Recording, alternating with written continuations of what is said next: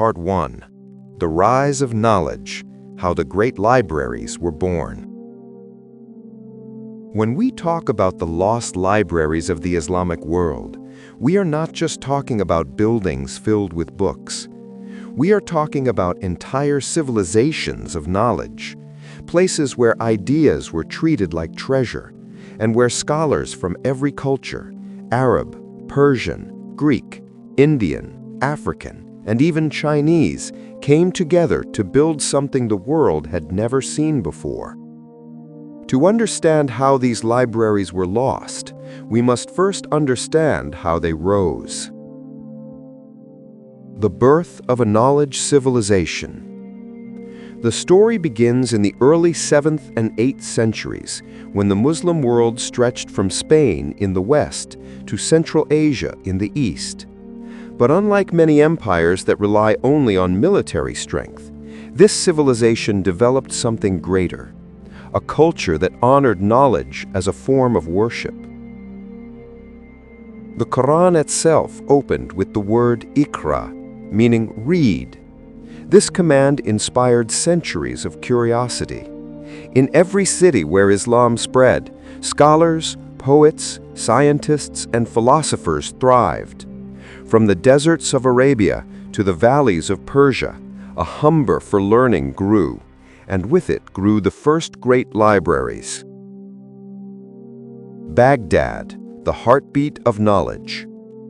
No place symbolized this new world more than Baghdad. Founded in 762 CE by the Abbasid Caliph al-Mansur, Baghdad became more than a capital. It became a magnet for knowledge. When Caliph Harun al-Rashid and his son al-Mamun came to power, they took Baghdad to another level, transforming it into the intellectual center of the world. Their greatest creation was the legendary Bait al-Hikmah, the House of Wisdom. This was not just a library. It was a university, a translation center, a research lab, and an international think tank, all combined. Inside its walls, the most brilliant minds gathered. Mathematicians studying algebra and geometry, physicians dissecting anatomy and developing medical textbooks, astronomers mapping the stars, philosophers debating Greek logic, geographers measuring the size of the earth.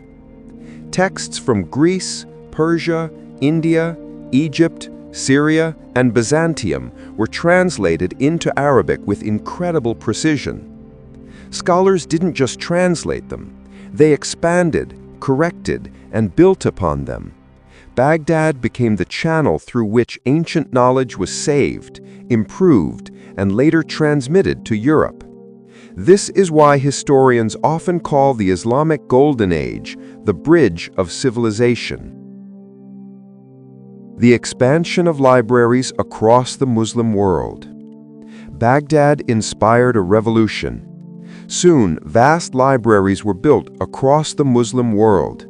The Andalusian libraries of Córdoba, holding hundreds of thousands of manuscripts.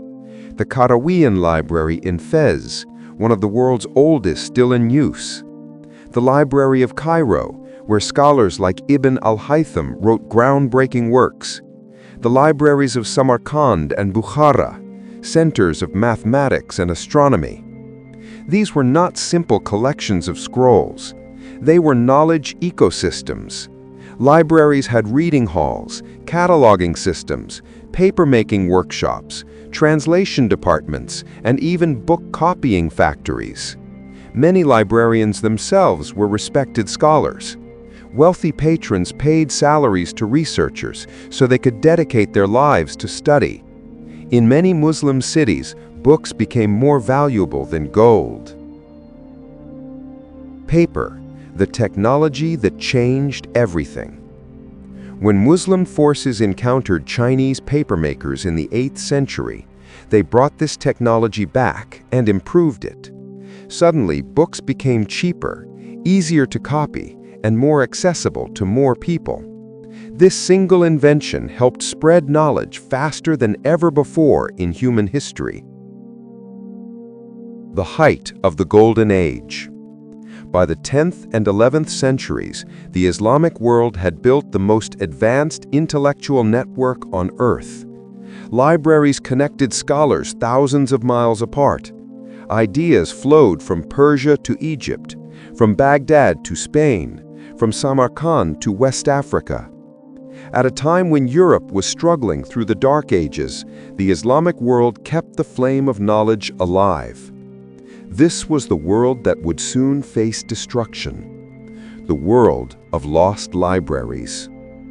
Part 2. The Rise of Knowledge Cities. Baghdad, Córdoba, and beyond. When we talk about the lost libraries of the Islamic world, it's impossible to understand their greatness without understanding the incredible knowledge cities that created them. From Baghdad in the east to Córdoba in the west, Muslim civilization built cities where learning was not just respected, it was celebrated, funded, protected, and shared with the entire world. Part 2 focuses on this golden network of intellectual centers and how they helped build some of the greatest libraries in human history. Baghdad, the beating heart of global knowledge. In the 8th century, the Abbasid Caliphate founded a new capital, Baghdad. What began as a political center quickly transformed into the most advanced intellectual hub on earth. It was here that Caliph al-Ma'mun established the legendary Bayt al-Hikmah, the House of Wisdom. The House of Wisdom wasn't just a library, it was a university, research lab, translation academy, and library combined. Scholars from Persia, India, China, Greece, and the Arab world traveled to Baghdad because the caliphs offered something rare: scholarship without borders. Christians, Jews, Muslims, Zoroastrians, everyone could contribute.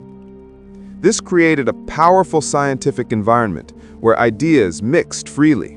Greek philosophy blended with Persian astronomy, Indian mathematics merged with Arab innovations, and Chinese paper technology revolutionized the entire region. Baghdad became a place where thinkers weren't just reading old books, they were rewriting the future.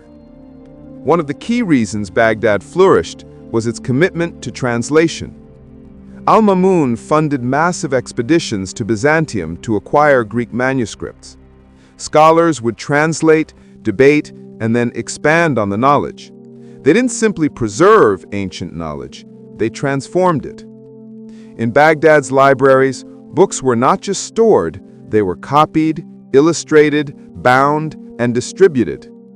Paper mills operated non-stop to meet the demand.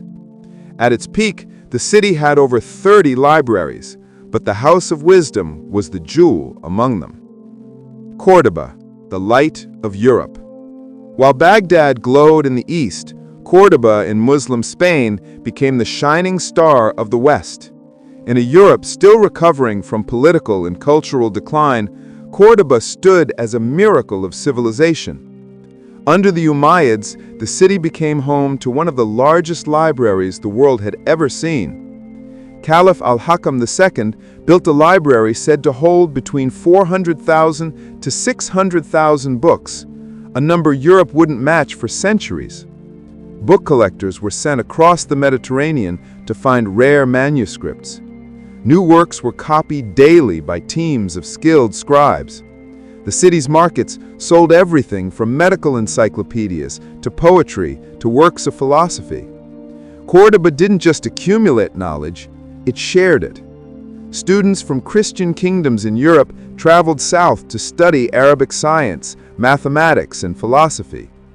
Even centuries later, European scholars admitted that much of their Renaissance knowledge came from this flow of learning through Muslim Spain. The libraries of Al-Andalus inspired countless scholars. Averroes, Ibn Rushd, refined Aristotle's philosophy.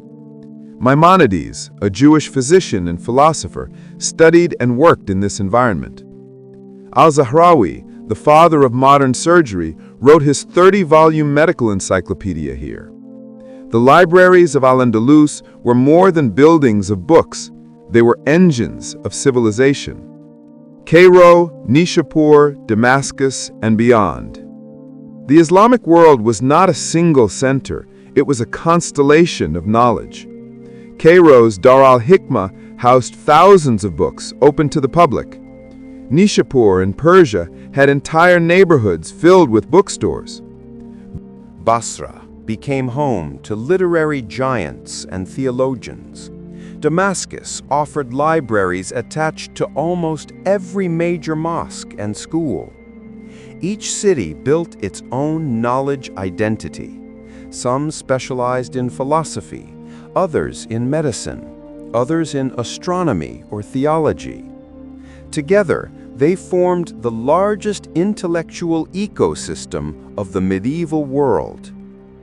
A civilization built on books.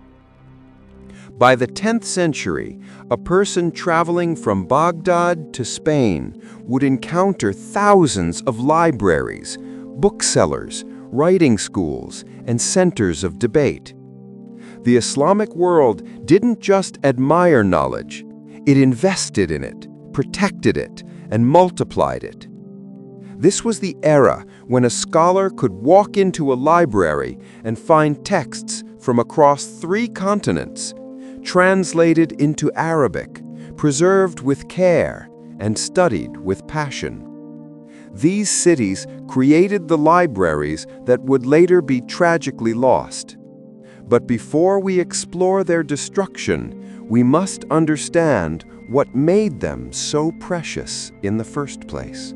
Part 3. The Fall begins. Destruction, Politics, and the Age of Lost Knowledge.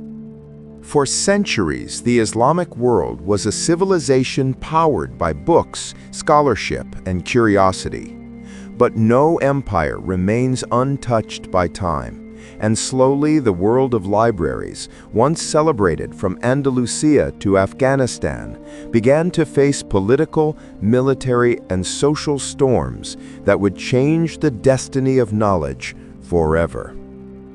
Part 3 explores how internal conflicts, invasions, and shifting priorities led to the tragic decline and destruction of some of the greatest libraries in human history. By the 11th century, cracks had already begun to appear in the intellectual world that had flourished for hundreds of years. The Abbasid Empire, which once stood strong as the intellectual center of the world, was breaking into smaller, competing states. Each region still produced scholars, but the unified sponsorship of knowledge, the kind that built Bayt el-Hikmah, was weakening. Without political stability, scholars found themselves dependent on local rulers whose priorities were often war, finance, or power, not libraries or manuscripts. As political fragmentation spread, many great libraries lost the consistent funding they needed to operate. Manuscripts became expensive, scholars scattered, and the focus of rulers shifted from knowledge to survival. A library does not die overnight. It dies silently, first by neglect, then by disrepair, and finally, when conflict arrives. The first major blow came from the Crusades, 11th to 13th centuries. Although most Crusader armies were interested in land, not libraries, their invasions weakened many intellectual centers in Syria and Palestine. Cities like Tripoli, once home to massive libraries with thousands of volumes, suffered repeated destruction. It's recorded that Tripoli's famed library, founded by the Banu Ammar dynasty, housed more than 100,000 books.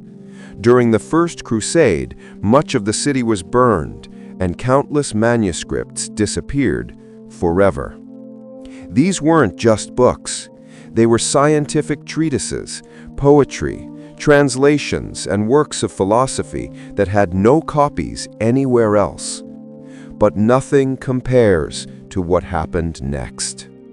The greatest intellectual disaster in Islamic history, and one of the greatest in world history occurred in the 13th century, the Mongol invasion of Baghdad in 1258. Baghdad had been weakened by internal rivalry, weak caliphs, and power struggles between military commanders. By the time Hulagu Khan arrived at its gates, the city was no longer the unstoppable intellectual powerhouse it once had been. Bayat el-Hikmah, the House of Wisdom, the shining heart of Islamic knowledge, did not stand a chance.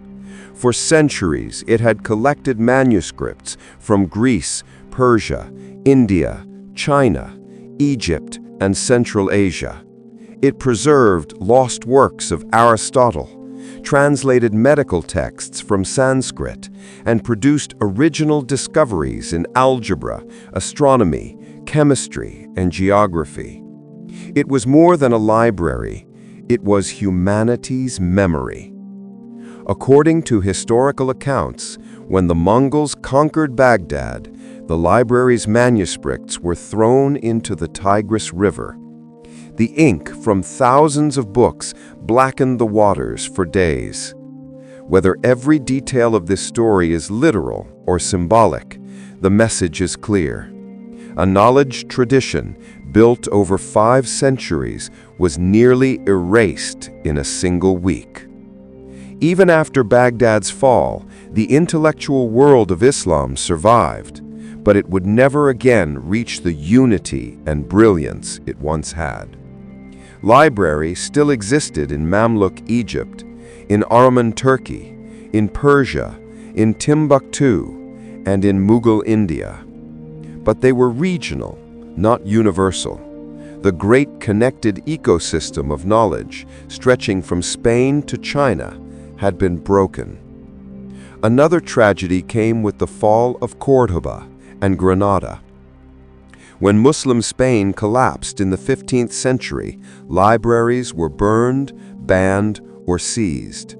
The famous Library of Granada, home to thousands of scientific, philosophical, and medical manuscripts, was destroyed under religious pressure. Countless works by Muslim, Jewish, and Christian scholars vanished. By the end of the medieval era, the Islamic world, once the global capital of learning, had lost many of the very institutions that made it shine. Part 4. The Lost Libraries of the Islamic World. The story of the Islamic world's lost libraries reaches its final chapter in a mixture of sorrow, admiration, and warning. For centuries, Muslims built an intellectual civilization whose foundation rested not on wealth or military power, but on the written word. Books were treated as treasures, scholars as guardians, and libraries as sanctuaries of truth. Yet, over time, many of these libraries disappeared, not because they were forgotten, but because they were destroyed, looted, scattered, or allowed to fall into silence. Understanding this last part of the story is important, not only to honor the past, but also to learn how such a golden tradition can be revived today. After the fall of great libraries like Baghdad's Bayt al-Hikmah and Córdoba's magnificent collections, the Islamic world experienced waves of political fragmentation. Empires rose and fell, and with each transition, knowledge either traveled or vanished. In places like Cairo, Damascus, Nishapur, Aleppo, Isfahan, Bukhara, and Ghazni, libraries continued to exist, but many were deeply affected by wars, fires, and economic decline. Often, the loss wasn't sudden like Baghdad's destruction. Instead, it was slow, stretching across centuries.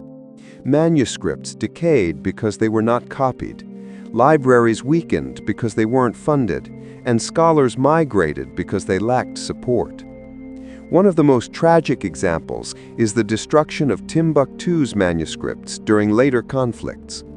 Although Timbuktu is in Africa, not the Middle East, its libraries flourished under the same Islamic intellectual tradition. thousands of handwritten books were burned or stolen, and only the heroic efforts of local families saved around 350,000 manuscripts by hiding them in metal boxes and burying them underground. Stories like this show that knowledge, once endangered, often survives because ordinary people choose to protect it. Another major reason for the decline was colonialism. When European powers entered Muslim lands, they didn't only conquer territories, they also took manuscripts, studies, maps, and rare texts. Many priceless Islamic works ended up in Paris, London, Berlin, Madrid, and Moscow. Some were preserved, yes, but they were removed from the communities that created them. What was once living knowledge became a museum artifact. Then came modern times. Many Muslim countries, after gaining independence, focused on rebuilding economies and political systems. Education systems became exam-centered rather than research-driven. Libraries were built, but they were rarely treated with the same passion that had once fueled Baghdad or Córdoba. The culture of copying books, debating ideas, translating science, and funding scholars weakened. Even today, millions of manuscripts lie uncatalogued in private homes, mosques, shrines, old chests, or storage rooms, slowly turning to dust because no one realizes their value. But this story isn't only about loss. There is also a spark of revival. In recent decades, efforts across the Muslim world have begun to restore what was forgotten. Turkey has digitized hundreds of thousands of manuscripts. Iran, Egypt, Pakistan, and Uzbekistan have started preservation projects. Global institutions are funding the restoration of Islamic manuscripts. Digital libraries are emerging, allowing anyone in the world to access texts that were once locked away in palaces. What truly matters now is understanding why the Islamic Golden Age happened in the first place, because knowledge was honored. Rulers funded scholars. Cities competed to build the biggest libraries. Children were taught to admire thinkers. Society believed that learning was a form of worship. If the Muslim world wants to rebuild its lost libraries, physically or spiritually, the same mindset must return. The story of the lost libraries of the Islamic world is not only a history lesson, it is a reminder, a warning, and an invitation. A reminder that Muslims once led the world in knowledge. A warning that even the greatest libraries can fall if they are not protected. And an invitation to rebuild, not by copying the past, but by reviving its spirit.